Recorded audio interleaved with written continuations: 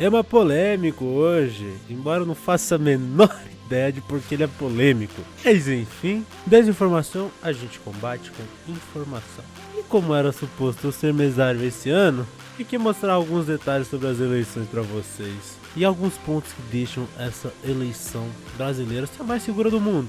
E a gente deve se orgulhar sim, e muito. Inclusive, quase todo ano vem aqui de pessoas de outros países para poder ver o nosso método de eleição, de tão seguro que ele é. Mas antes, permita-me apresentar. Bom, eu sou Vinícius Duarte, estudante de design interessante pela Faculdade de Belas Artes, além de um grande fã de tecnologia. Eleição é um tema delicado, né?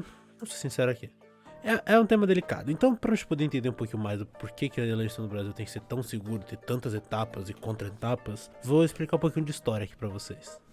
Há bastante tempo atrás, na República Velha, para ser mais específico, o Brasil passava por um período conhecido como República do Café com Leite. Perdão, não é república não, política do café com leite, peço perdão. E café com leite não é só aquele moleque que é ruim no esconde-esconde não, que inclusive tem um nome horrível, esconde-esconde, mas enfim. Era uma época onde ficava alternando de presidente, onde um era de São Paulo e outro de Minas Gerais. E para poder contextualizar o nome, para todo mundo entender, a República do Café com Leite era por conta que os dois principais produtos que o Brasil exportava era o café e o leite. O café produzido em São Paulo e o leite em Minas Gerais. E existia esse acordo onde um presidente indicava o outro nessa mesma sucessão, onde um presidente indicado era paulista, outro mineiro, e sempre ganhava o presidente que era indicado, sempre. E até que isso passava até despercebido, entre muitas aspas, até que chegou a última eleição da República Velha, onde o presidente, que era paulista, indicou um candidato paulista, quebrando o acordo do café com leite. E aí a gente teve realmente um processo eleitoral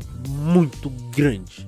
Mas eu vou voltar a falar isso aqui daqui a pouco. Deixa eu explicar um pouquinho antes outra coisa sobre como funcionava a eleição na época. A eleição era ganhada sempre pelo presidente por inúmeros motivos, sendo um deles os famosos votos de cabresto. Tá, você deve se lembrar de ter visto na escola, ou ao menos ter escutado por aí, porque não é tão incomum.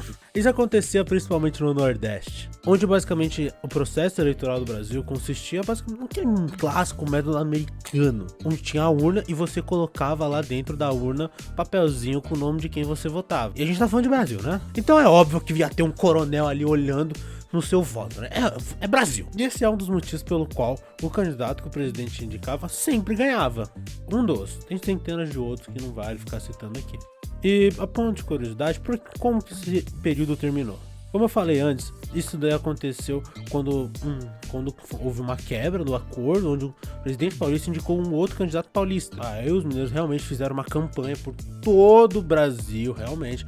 Uma campanha, inclusive, muito da hora, foi muito foda, enquanto o adversário estava na Europa por boa parte do tempo. Então muita gente nem sequer sabia quem era. Mas mesmo assim, ele ganhou. E o candidato mineiro, nascido no sul do país, não questiona.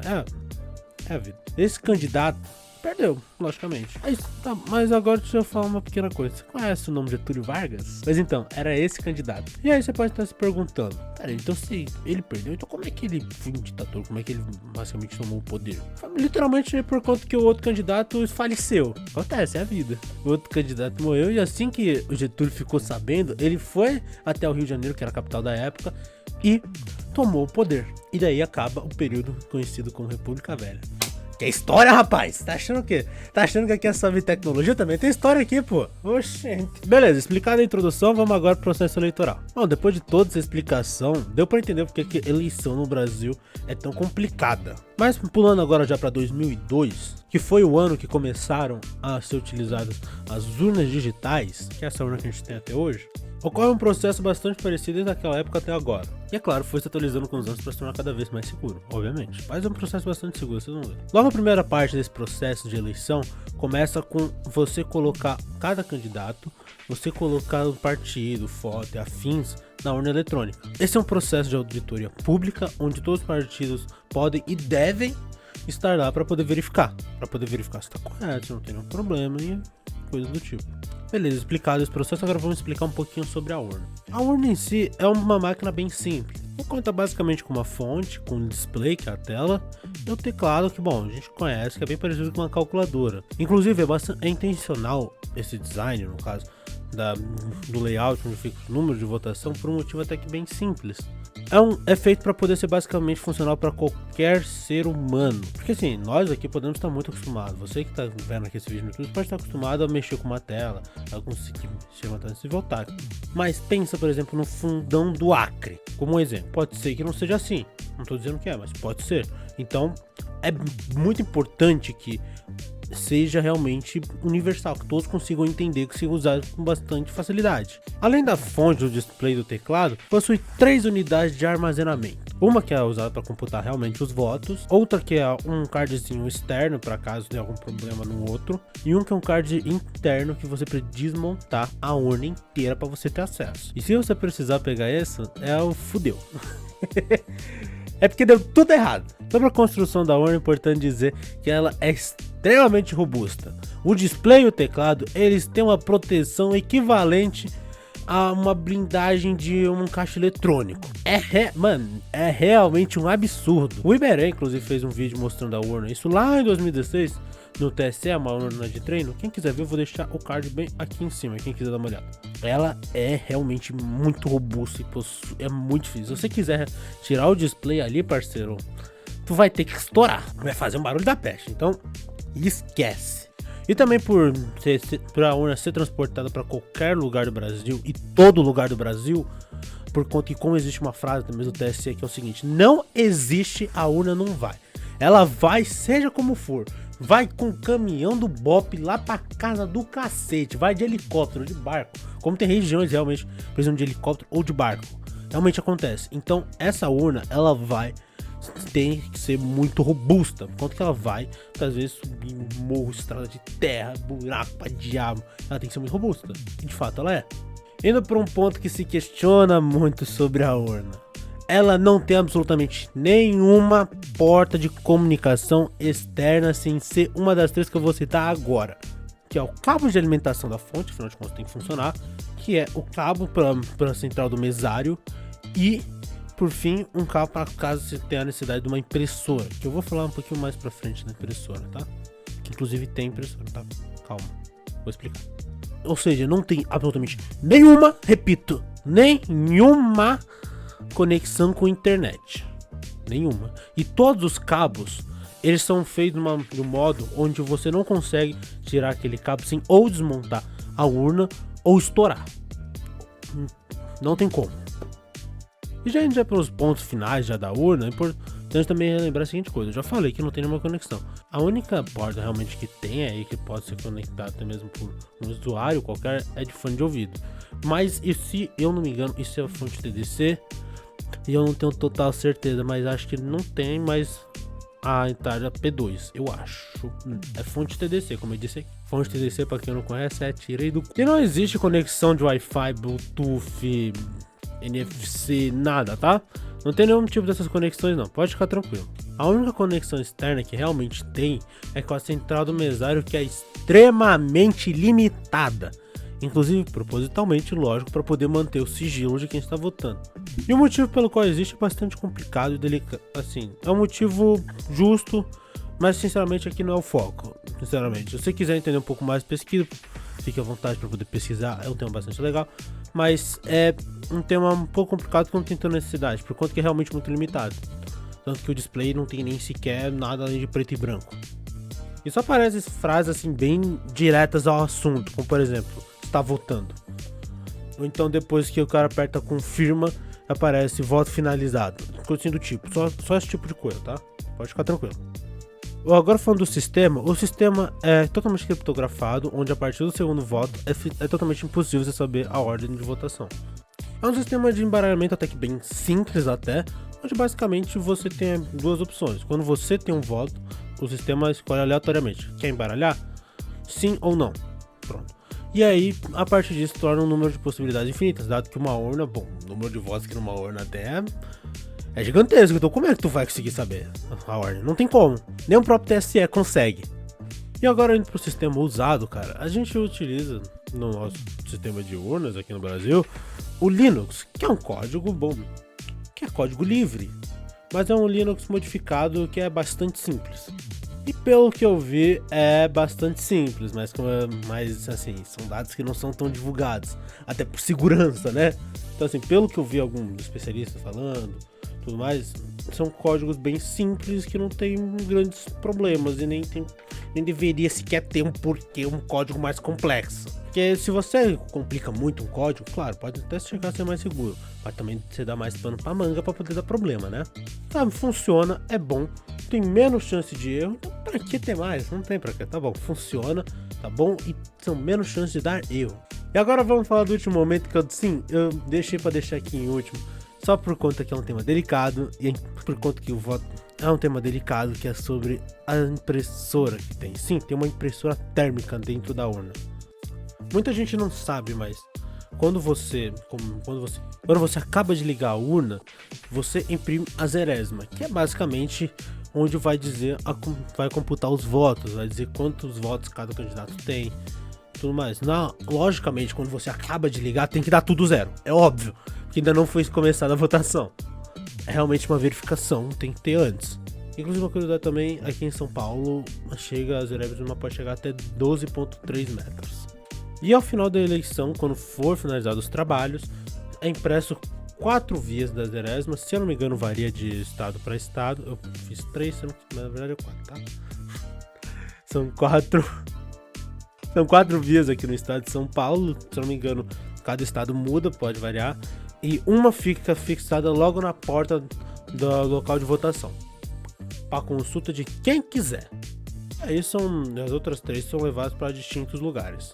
Agora alguns pontos importantes que é sempre bom aqui, né, noticiar, explicar aqui. Um representante do partido pode sim ir no local de votação e solicitar uma verificação. Pode.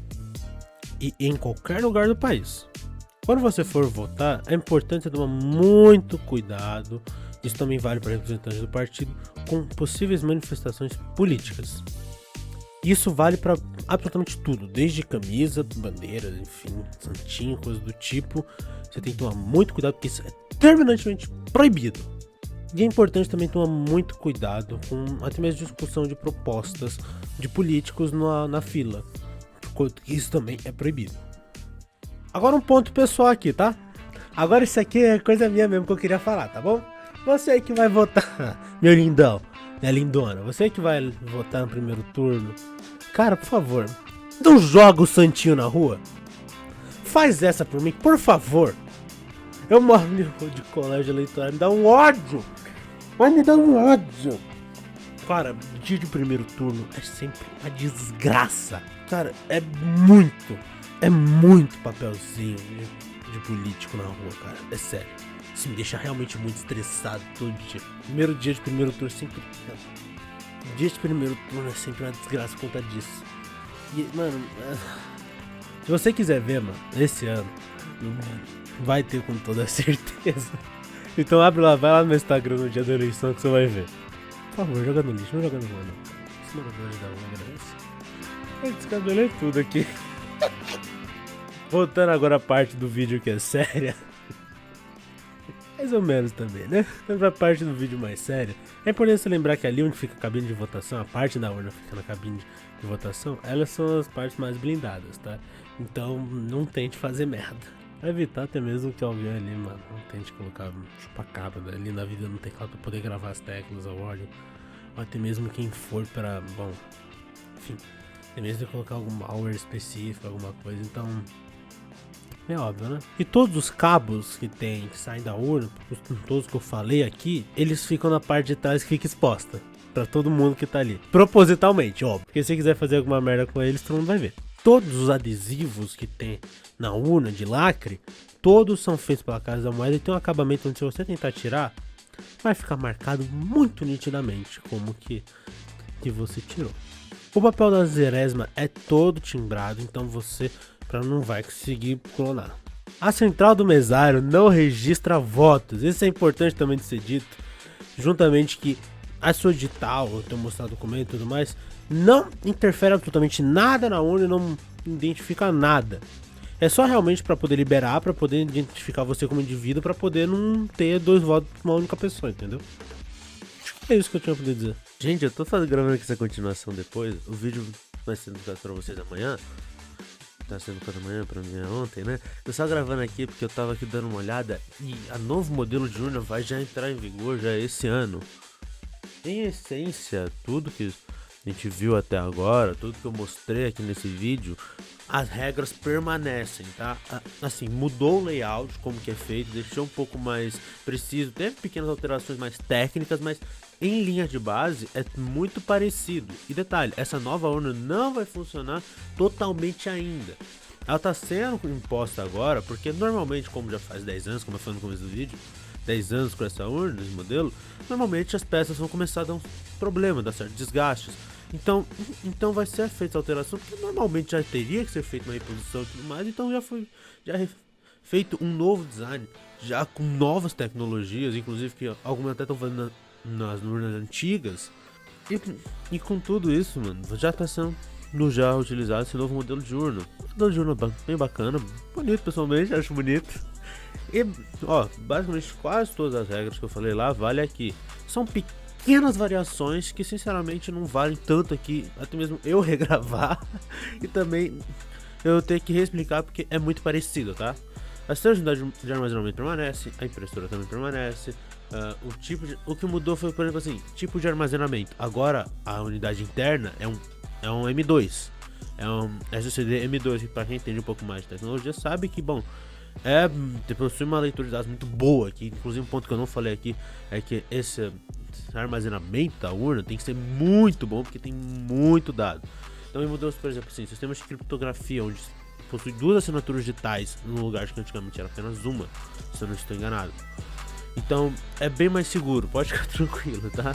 E basicamente foram essas mudanças assim sutis, nada assim tão relevante que vai fazer mudar totalmente a concepção da urna, tá? Não é importante, mas eu precisava vir aqui falar sobre isso e ressaltar, ok? E agora, segue o vídeo. Enfim, eu queria muito gravar isso aqui, cara. Eu queria muito gravar esse vídeo aqui por conta que, mano, muita gente tá questionando hoje em dia o nosso sistema eleitoral. Bom, dado tudo que eu expliquei aqui, mostrei, cara, só mostra como o sistema eleitoral é extremamente importante, como ele é bastante seguro para você que quer votar. Nós passamos por períodos terríveis, como por exemplo o próprio voto de cabresto que eu falei aqui, que são períodos horríveis na nossa história. É por isso que a gente tem que ter uma criptografia muito importante no voto. Que o voto é o nosso maior exercício de democracia existente atualmente. Porque já dizia o filósofo, eu posso não concordar com o que você fala, mas vou lutar para que você tenha o direito de falar.